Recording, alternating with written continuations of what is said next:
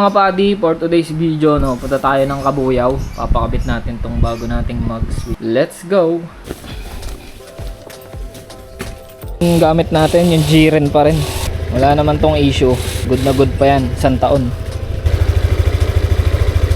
Palitan na natin niya. Ikuzun! Eyo, eyo, eyo! Swibago, balibago!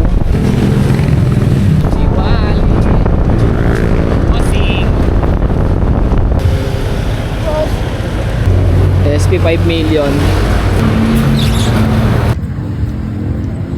Jiren out. RCB in. Geographer ko.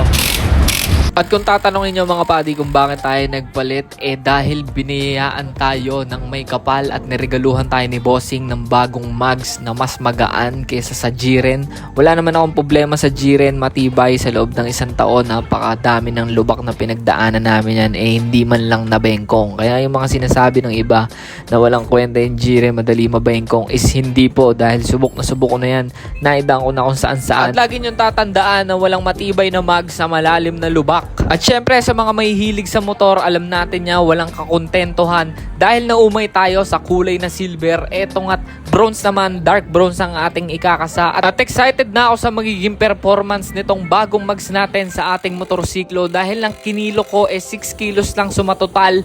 At syempre titingnan natin kung worth it ba talaga yung presyo niya dahil ito ay medyo mahal. Shoutout din pala sa Yasrol Vulcanizing Shop dito sa may Kabuyaw. Dinadayo natin kahit taga Santa Rosa tayo dahil mura na, mabait pa yung mga tao.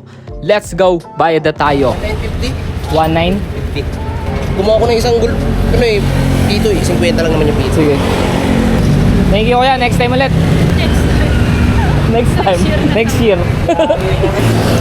Gawin mo na motor shop yan kuya. Inihintay na lang to. Yan, salamat. Hanggang dito na lang, salamat. Kapiranggot na montage. Asok.